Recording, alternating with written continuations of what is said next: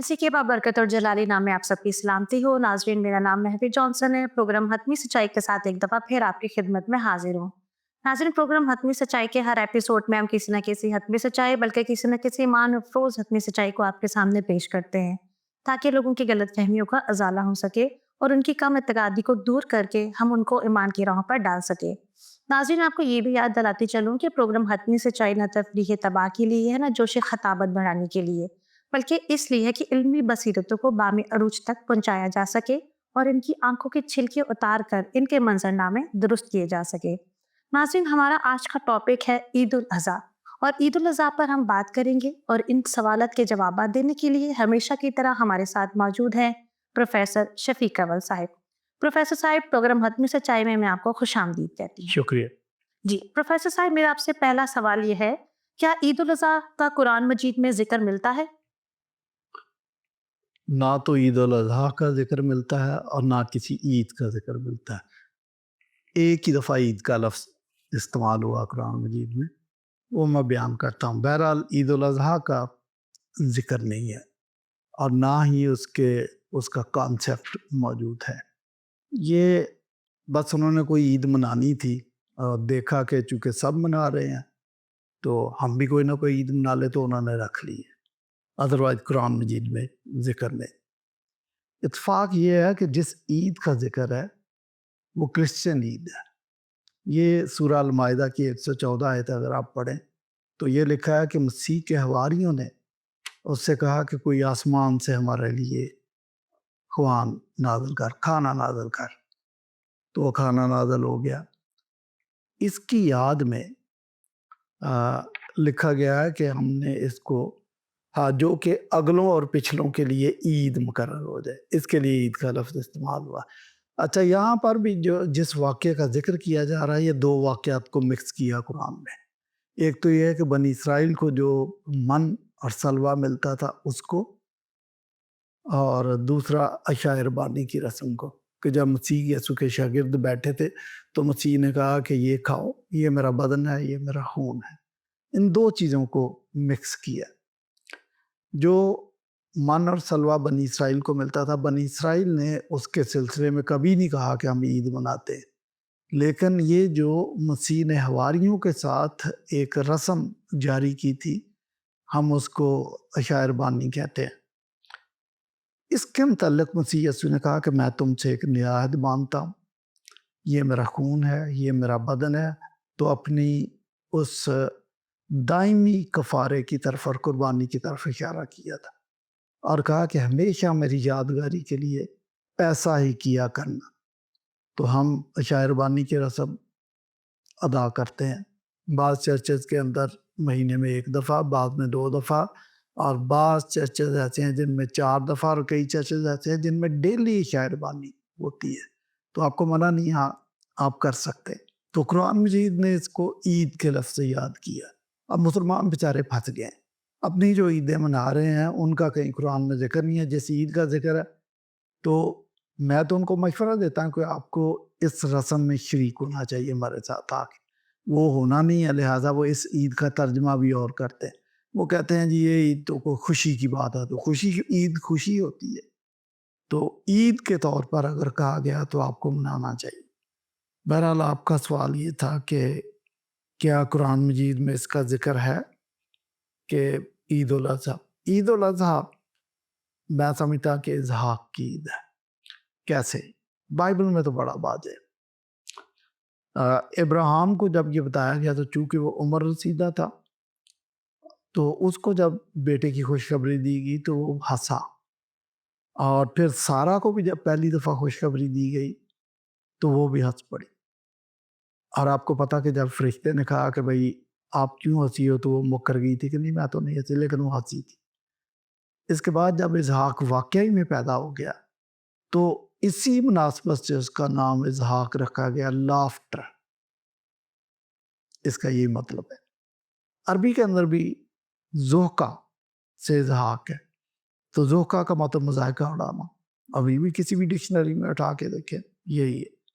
तो चूँकि इसहाक नाम की वजह तस्मिया जो है वो लाफ्टर اور ان دونوں کے ہنسنے کی بات ہے، واقعہ ہے، اس وجہ سے رکھی گئی ہے۔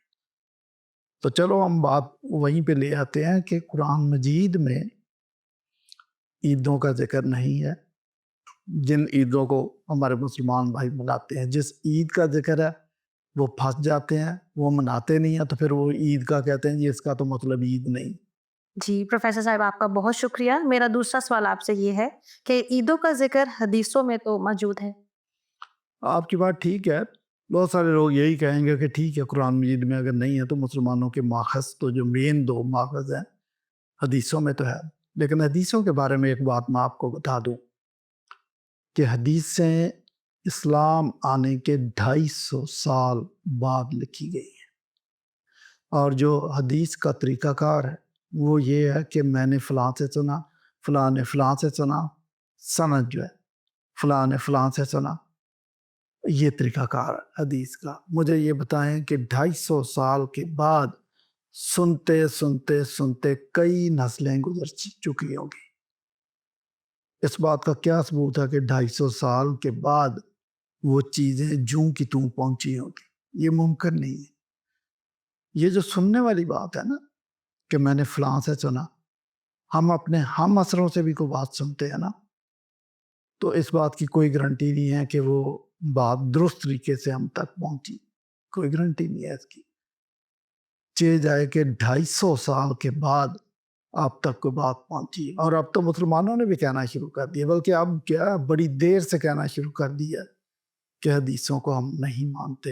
ایک باقاعدہ فرقہ وجود میں آ چکا ہے، قرآنسٹ ان کو کہتے ہیں، اہل قرآن کہتے ہیں، وہ کہتے ہیں ہم نہیں حدیث کو مانتے، اور ایون شیعہ بھی ان کی حدیثوں کو، سنیوں کی حدیثوں کو نہیں مانتے، ان کی اپنی حدیثیں۔ تو یہ جو 250 سال کے بعد لکھی گئی تھی، پھر یہ بھی بتاؤں 14 لاکھ حدیثیں لکھی گئی۔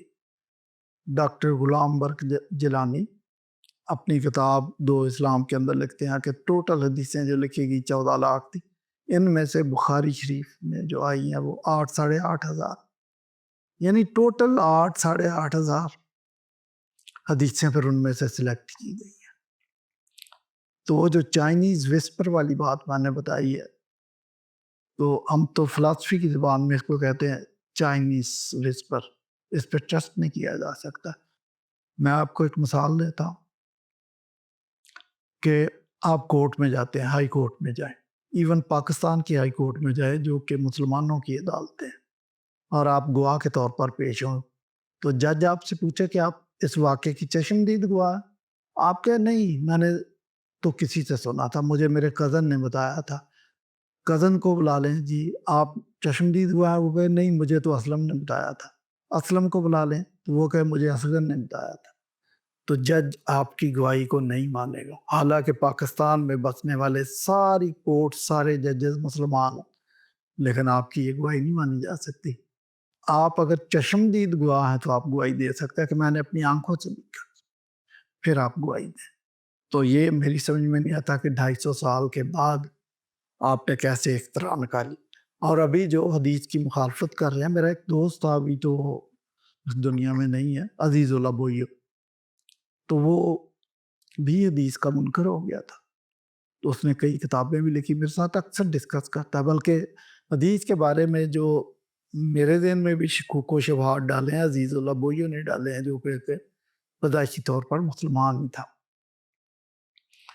تو آپ کی بات کہ عیدوں کا ذکر اگر حدیث میں آ گیا ہے تو حدیث کو آپ نے اس کے مطابق قرآن مجید کی چیزوں کو الیبوریٹ کرنے کے لیے، اتھینٹیکیٹ کرنے کے لیے حدیثوں کو تراشا گیا ہے۔ خود مسلمانوں نے کئی کتابیں لکھی کہ یہ ضعیف حدیث ہے، یہ موضوعات ہیں، یہ بنائی گئی حدیثیں ہیں۔ تو پھر اس طرح آپ کی عید کا یہ حال ہے، اتھینٹسٹی ختم ہو جاتی ہے۔ بہرحال میں آپ کو عید منانے سے منع نہیں کرتا، کیونکہ عید کا مطلب خوشی منانا ہے، تو آپ منائیں، ایک آدھ اور عید منا لیں۔ جہاں آپ بسنت کی عید منا لیتے ہیں، جہاں آپ بیساکھی کی عید منا لیتے ہیں، تو یہ منانے میں کیا حال ہے؟ جی پروفیسر صاحب آپ کا بہت شکریہ۔ میرا تیسرا سوال آپ سے یہ ہے، تو پھر عید الاضحیٰ کیوں منائی جاتی ہے؟ بات آپ کی ٹھیک ہے، بڑا ویلڈ کویسچن ہے کہ اگر یہ 250 سال بعد لٹریچر یہ بتا رہا ہے کہ عید منائیں، تو آپ نے منانا شروع کر دی، اور قرآن مجید ابھی بھی خاموش ہے اس کے بارے میں۔ تو مسلمانوں نے کچھ چیزیں تراشی کہ جن کی وجہ سے ہم عید مناتے ہیں۔ آپ ٹی وی پر ان کے پروگرام سن لیں، بھائی ہیں ہمارے وہ، تو وہ کہتے ہیں جی نمبر 1 کہ ہم اللہ تعالیٰ کی اطاعت میں عید مناتے ہیں، چونکہ حضرت ابراہیم نے اللہ تعالیٰ کی مرضی کی اطاعت کر دی تھی، ہم بھی کرتے ہیں، تو اس لیے عید مناتے ہیں۔ میرا سوال یہ ہے کہ اگر آپ اللہ تعالیٰ کی اطاعت میں عید مناتے ہیں تو یہ واقعہ تو یہودیوں کے ساتھ پیش آیا تھا۔ حضرت ابراہیم یہودی تھے یا وہ ان کے جد امجد تھے، تو ان کی نسل میں سے تو کسی نے یہ عید نہیں منائی، ابھی تک مناج وہ زندہ۔ باقی وہ 200 کام کرتے ہیں، لیکن میں نے کبھی نہیں سنا کہ وہ سنت ابراہیمی کی یاد میں کوئی عید مناتے ہیں، نہیں، وہ نہیں مناتے۔ دوسری جو ریزن مسلمان دیتے ہیں وہ کہتے ہیں کہ ہم سنت ابراہیمی کے طور پر یہ عید مناتے ہیں۔ اب میں تھوڑا سا اس پہ بھی بات کر کے بتاؤں گا۔ آپ کا سوال یہی ہے نا کہ پھر عید مناتے کیوں؟ تو اب انہوں نے جو چیزیں پیش کی ہیں جی، یہ وجوہات ہے جب ہم عید مناتے ہیں۔ سنت ابراہیمی، سنت کا مطلب ہے نقل کرنا، کاپی کرنا۔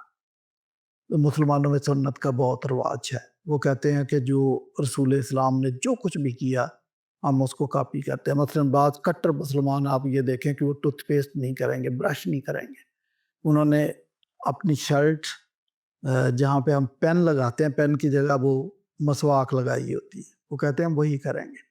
فرانس کے اندر ایک مسلمان پہنچ گیا تھا، شاید پاکستانی تھا، وہ اپنی نوکری پر کار میں یا ٹرین میں نہیں جاتا تھا، وہ گدھے پہ بیٹھ کے جاتا تھا۔ اس کی تصویر میڈیا نے دکھائی کہ ہم 1400 سال والا پہلے والا ہی کام کریں گے، یہ سنت کی وجہ سے ہے۔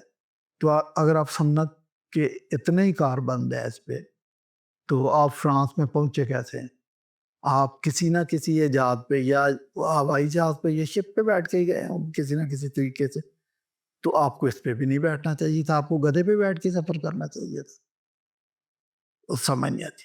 سنت ابراہیمی کی میں بات کر رہا تھا، تو سنت ابراہیمی اب سن لیں، آپ نے لفظ تو ایجاد کر لیا کہ یہ ایک اچھا طریقہ ہے، اب سنت ابراہیمی کیا؟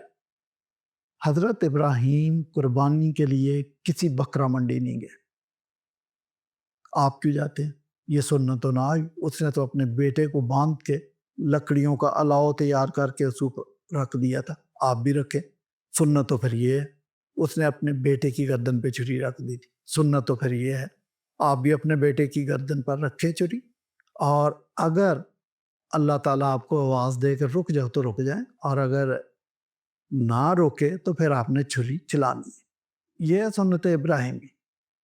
اور جب خدا نے اس کو آواز دی کہ رک جا تو وہ رک گیا، تو جھاڑی میں اس کو ایک مینڈا مل گیا تھا، اس نے وہ قربان کر دیا۔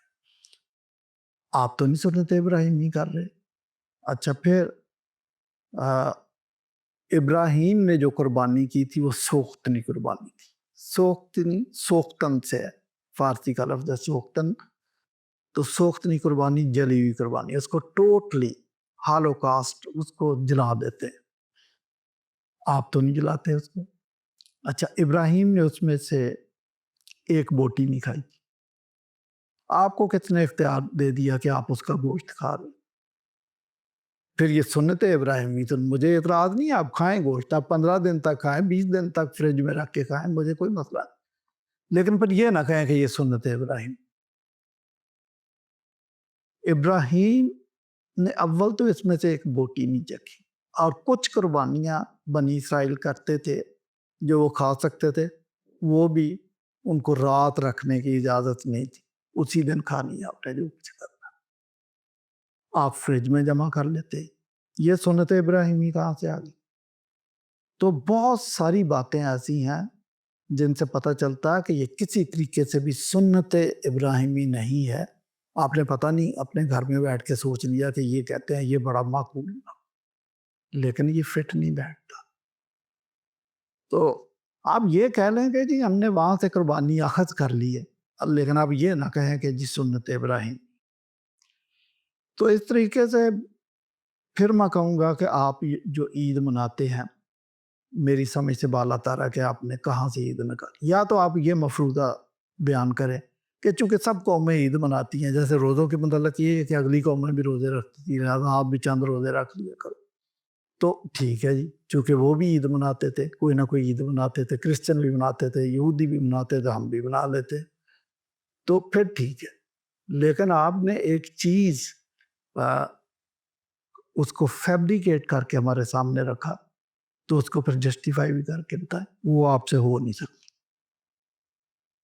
جی پروفیسر صاحب آپ کا بہت شکریہ. میرا چوتھا سوال آپ سے یہ ہے، ذبیح اللہ کون تھے، حضرت اسحاق یا حضرت اسماعیل؟ جی یہ بھی ایک بہت لمبی چوڑی بحث ہے، اور یہ بحث مسیحیوں اور یہودیوں کے درمیان نہیں ہے. وہ دونوں متفق ہے کہ ذبیح اللہ حضرت اسحاق ہی تھے، لیکن مسلمان جو ہے وہ دونوں قوموں سے اختلاف کرتے ہیں. وہ کہتے ہیں نہیں جی وہ اسماعیل تھے. اب میں تھوڑا سا آپ کو واضح کر دوں گا کہ کیا وہ واقعی اسماعیل تھے یا اسحاق تھے، آپ کو پتہ چل جائے گا. از روئے بائبل تو بہت کلیئر ہے، بائبل نے بہت کلیئر الفاظ میں کہہ دیا کہ اٹ واز آئزک ناٹ اسماعیل، اسحاق تھے. آپ پڑھ کے دیکھیں پیدائش کی کتاب سے، آپ کو پتہ چل جائے گا بہت کلیئر کہ وہ اسحاق تھے. اچھا، از روئے اسلام اگر ہم دیکھیں تو قرآن مجید سے بھی جو اشارے ملتے ہیں نا وہ آئزک کے ملتے ہیں. کوئی اشارہ نہیں ہے کہیں قرآن مجید میں کہ وہ اسماعیل تھے، کہیں پہ ایک اشارہ نہیں. ہمارے دوست ہیں، بھائی ہیں، انہوں نے جب قرآن کی ٹرانسلیشنز کی ہیں تو بریکٹ میں جگہ جگہ اسماعیل ڈال دی ہے. لیکن خصوصی طور پر وہاں پر جہاں پر حضرت ابراہیم سورہ الصفات میں حضرت ابراہیم نے کہا کہ بیٹا میں نے خواب دیکھا، تو وہاں پر اسماعیل کو ڈالا ہے بریکٹ کے اندر، تراجم کے اندر. اوریجنل ٹیکسٹ میں اسماعیل کا نام نہیں. تو اشارہ جو ملتا ہے وہ اسحاق کا ملتا ہے. میں آپ کو بتا دیتا ہوں، میں نے ذکر کیا دو جگہ ایسی بہت کلیئر ہے جہاں سے پتہ چلتا ہے کہ وہ حضرت اسماعیل نہیں تھے، حضرت اسحاق تھے. سورہ الصفات کی 100 سے 112 آیت تک آپ پڑھیں تو وہاں لکھا کہ ہم نے اسحاق کی خوشخبری دی، بہت کلیئر. تو خوشخبری جس کی دی گئی وہ اسحاق ہے، اور خوشخبری بنتی بھی اسحاق کی ہے، اسماعیل کی نہیں بنتی، کیونکہ اسماعیل ہاجرہ سے پیدا ہوئے تھے. Hajra she was a young lady, تو اس کے بیٹا پیدا ہونا تو نارمل تھا، خوشخبری والی بات نہیں تھی.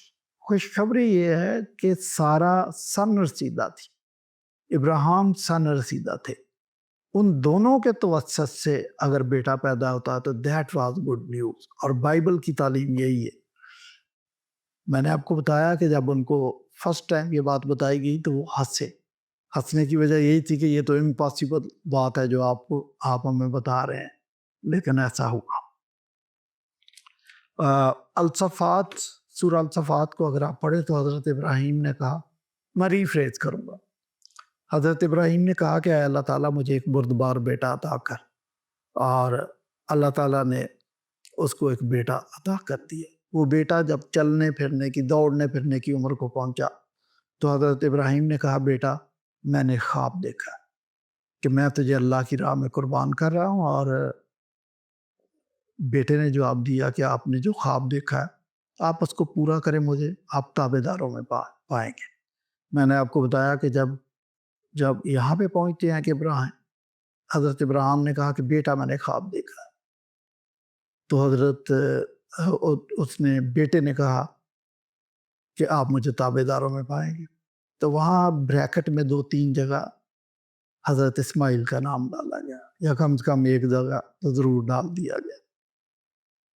اب میں آپ کو ٹیکسٹ بتاؤں. جب حضرت ابراہیم نے اپنے بیٹے سے کہا، بیٹا پیدا ہو گیا، تو جب وہ دوڑنے پھرنے کی عمر کو پہنچا تو کہا اے میرے بیٹے. عربی کے اندر جو لفظ لکھا ہے کالا یا بنیا، کالا پکارا، یا بنیا چھوٹے بیٹے، پکارا اپنے چھوٹے بیٹے کو. یہ سب کے سب لگے ہوئے ہیں اس کی ٹرانسلیشن اپنی مرضی سے کرتے ہیں. آئے میرے پیارے بیٹے، نہیں لکھا میرے پیارے بیٹے. یا بنیا، بنیا ابن کا اسم التصغیر ہے. اگر ہوتا یا ابن تو ہوگا اے میرے بیٹے، لیکن یا بنیا لکھا تو اس کا مطلب اے میرے چھوٹے بیٹے. تو چھوٹا بیٹا کون تھا؟ اسحاق تھا. اب آپ جتنا مرضی کہیں کہ پیار سے اس کو کہا. پیار سے بھی جب آپ کہتے ہیں تو چھوٹے بیٹے کو کہتے ہیں. جو چھوٹے بیٹے کھیلنے کودنے والے بچے، آپ ان سے اس طریقے سے پیار کرتے ہیں. 3 جگہ پر قرآن مجید میں یا بنیا لکھا. حضرت لقمان اپنے بیٹے سے مخاطب ہے، حضرت یعقوب اپنے چھوٹے بیٹے سے مخاطب ہے. تو ہر جگہ جو کانٹیکسٹ ہے چھوٹے بیٹوں کے لیے، کمپیریٹیولی چھوٹے بیٹوں کے لیے. تو یہ پھر اسحاق پہ بات جاتی ہے، بڑی کلیئر بات ہے. ایک بات اور کہ میں نے بتایا کہ خوشخبری دی گئی تھی اور وہ اسحاق کی تھی خوشخبری. ہاجرہ کا جو بیٹا پیدا ہوا وہ خوشخبری نہیں. ایون قرآن مجید کے اندر بھی کہیں نہیں لکھا کہ اسماعیل کی خوشخبری دی گئی تھی. آپ کا تو دعویٰ ہی حضرت اسماعیل کا ہے نا. مجھے ایک آیت دکھا دے 114 صورتوں میں سے کوئی ایک صورت، کوئی آیت ایسی ہو جس میں لکھا ہو کہ ہم نے آپ کو حضرت اسماعیل کی خوشخبری دی. نیور. بلکہ اس کے برعکس کیا لکھا ہوا، کم سے کم 7 جگہ قرآن مجید میں جس بیٹے کی خوشخبری دی گئی اس کا نام نہیں لکھا، لیکن کانٹیکسٹ بتاتا ہے کہ وہ کون تھے. اب میں تو اکثر کہتا ہوں کہ آپ نے جو تراجم کرنے ہیں یا مفہوم اخذ کرنا ہے وہ ڈکشنری دیکھ کے نہیں کرنا کسی لفظ کا، بلکہ اس کے کانٹیکسٹ کو دیکھ کے کرنا. تو سورہ ہود کی 68 سے لے کر 73 آیت اگر آپ پڑھیں تو یہاں پر کم سے کم 3 دفعہ خوشخبری دی گئی ہے. اور آپ پڑھیں تو وہاں پہ لکھا ہے اسی طرح سورہ الصفات میں بھی، سورہ الحجر کی 15ویں آیت میں بھی، سورہ الذریات کی 28ویں آیت میں. ان تینوں جگہ پہ جو بات لکھی ہے 5-6 دفعہ یہ بات لکھی گئی ہے کہ ہم نے آپ کو بیٹے کی خوشخبری دی.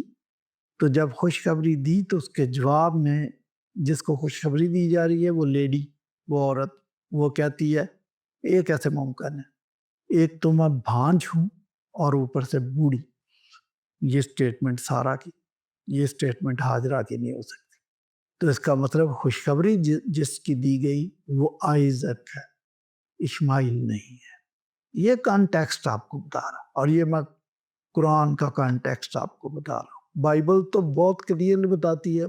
بائبل میں تو جو ٹیکسٹ ہے وہ سیلف سپیکنگ ہے، سیلف ایویڈنٹ ہے، خود بولتا ہے. آپ کو پریشان ہونے کی ضرورت نہیں. پھر آپ نے سوال پوچھا تھا کہ ذبیح اللہ حضرت اسماعیل تھے یا حضرت اسحاق تھے. جو بڑے اسکالرس ہیں مسلمانوں کے وہ کہتے ہیں یہ اختلافی مسئلہ ہے. کیا کہتے ہیں؟ اختلافی مسئلہ ہے. ابن کثیر کی تفسیر لکھی گئی ہے، اس نے کہا کہ اختلافی مسئلہ. مولانا مودودی نے تفہیم القرآن کے اندر کہا کہ یہ اختلافی مسئلہ ہے کہ ذبیح اللہ اسماعیل تھے یا اسحاق. تاریخ طبری کے اندر یہ لکھا گیا کہ یہ اختلافی مسئلہ. اور بھی کئیوں نے لکھا ہوگا، میں نے موٹے موٹے 3 نام آپ کو بتا دیے ہیں کہ وہ کہتے ہیں کہ اختلافی مسئلہ. اور پھر حدیثوں کے اندر، تاریخ کے اندر، تفسیروں کے اندر جو صحابہ کرام ہیں، کم از کم 14 صحابہ، اور وہ سارے کے سارے جید صحابہ، وہ کہتے ہیں کہ ذبیح اللہ اسحاق تھے. اور اس کے مقابلے میں 14 صحابہ ایسے ہیں جو کہتے ہیں، وہ بھی جید، وہ کہتے ہیں کہ ذبیح اللہ حضرت اسماعیل تھے. تو پھر تو میچ ٹائی ہو گیا. 14 ادھر ہے، 14 ادھر ہے، ٹائی ہو گیا آپ کا. اسی لیے جو جید علماء ہیں وہ کہتے ہیں کہ اختلافی مسئلہ ہے. تو مجھے یہ بتائیں کہ اختلافی مسئلے کے اوپر کروڑوں جانور ایک ہی دن میں ذبح کر دینا تو ان کو ضائع کرنے کے مترادف نہیں. اور اہل قرآن نے یہ بات کہنا شروع کر دی، یہ میری سٹیٹمنٹ نہیں ہے. وہ کہتے ہیں کہ نہیں، ان کا کوئی بہتر مصرف بھی ہو سکتا ہے. اور بھی وہ بہت زیادہ تنقید کرتے ہیں اس پہ. تو آپ اختلافی مسئلے پہ کروڑوں جانور ایک ہی دن میں ذبح کر دیتے ہیں، میری سمجھ سے باہر ہے. تو ذبیح اللہ کون تھے؟ اگر آپ ازرو اسلام پوچھتے ہیں تو اختلافی مسئلہ ہے. ازرو بائبل پوچھتے ہیں، یہودیوں میں اور مسیحیوں میں ذبیح اللہ پہ کوئی اختلاف نہیں، وہ حضرت اسحاق تھے. بلکہ ایک اور بات بتا دوں کہ ایکچولی جس کو پروپوز کیا گیا تھا کہ اس کی قربانی ہونی چاہیے وہ آئزک تھا، لیکن قربانی جس کی ہوئی ہے وہ آئزک بھی نہیں تھا، نہ اسماعیل تھا نہ وہ آئزک تھا. وہ صدیوں بعد ایک برہ تھا جو آسمانی برہ تھا، وہ مسیح یسوع ہے، جس کو دیکھ کر یوحنا استباغی نے کہا تھا کہ دیکھو یہ خدا کا برہ ہے جو اس جہان کے گناہ اٹھا لے جاتا ہے. تو ایکچولی اگر آپ پوچھتے ہیں کہ ذبیح اللہ کون تھا تو وہ مسیح کی ذات تھی. اور سورہ الصفات کے اندر یہ بات بھی لکھی گئی ہے کہ ہم نے فدیے کے طور پر ذبیحہ عظیم عطا کر دی. اب ذبیحہ عظیم فدیے کے طور پر دے دیا گیا تو ہمارے دوست اس کا ترجمہ کرتے ہیں کہ فدیے کے طور پر موٹا تازہ بکرا دے دیا گیا. یہ عظیم کا ترجمہ موٹا تازہ کب سے آپ نے کرنا شروع کر دیا؟ میں اس کی مثال دیتا ہوں. اس کو عظیم ذبیحہ کہنا چاہیے. ابن عباس نے کہا کہ یہ عظیم ذبیحہ جنت سے آیا تھا اور جنت میں یہ 40 سال چرتا رہا تھا. میں کہتا ہوں کہ یہ بھی اشارہ مسیح یسوع کی طرف، کیونکہ ہم کہتے ہیں کہ وہ آسمان سے آیا تھا. ٹھیک ہے، تو آپ کنفیوژن کا شکار ہیں. تو یہ جو آپ کہتے ہیں نا کہ موٹا تازہ، آپ نے عظیم کا ترجمہ کر دیا. میں کہتا ہوں ہمارا لیڈر تھا جس نے پاکستان بنایا، قائد اعظم. تو کبھی کسی نے ترجمہ کیا اس کا کہ موٹا تازہ قائد اعظم؟ وہ تو باریک تھا، اس طرح تھا، پتلا تھا، لیکن وہ کیا تھا؟ عظیم شخص تھا. یہی کہتے ہیں نا. اسی طرح مقابلے میں ہندوستان کا جو لیڈر تھا وہ مہاتما گاندھی تھا. مہاتما کا بھی مطلب مہا آتما، گریٹ سول، گریٹ مین، وہی جو قائد اعظم ہے، یہی ترجمہ اس کا. وہ بھی پتلا سا تھا. انہوں نے بھی کبھی نے کہا کہ موٹا تازہ مہاتما گاندھی، گریٹ سول. یہ کہا. تو آپ اس قسم کے تراجم کر کے اپنے آپ کو غلط فہمیوں کے صحرا میں دھکیل دیتے ہیں. ہمارا کچھ نہیں جاتا. بہرحال حتمی سچائی پروگرام کے وسیلے سے ہمارا یہ فرض بنتا ہے کہ ہم آپ کی آنکھوں کے چھلکے اتاریں. اور مجھے پتا ہے کہ آپ نے اس بات کو ویلکم نہیں کرنا، آپ ہماری مخالفت کریں، لیکن ہم نے اپنا فرض ادا کر. جی پروفیسر صاحب، ہم آپ کے نہایت شکر گزار ہیں کہ آپ نے اتنے مشکل سوالات اتنے خوبصورت طریقے سے دیے ہیں. مجھے بڑی امید ہے کہ لوگ مغالطوں کے صحرا سے نکل کر کھلی آنکھوں کے ساتھ ایمان کی راہوں پر چلنا شروع کر دیں گے. سچائی کو ڈھونڈیں، سچائی کو کھوجیں، سچائی کو پرکھیں، اور جب فیصلہ کن سچائی مل جائے تو اسے ڈھکے کی چوٹ پر قبول کریں. اگلے ایپیسوڈ میں کسی اور حتمی سچائی کے ساتھ دوبارہ ملیں گے. دیکھتے رہیے پروگرام حتمی سچائی.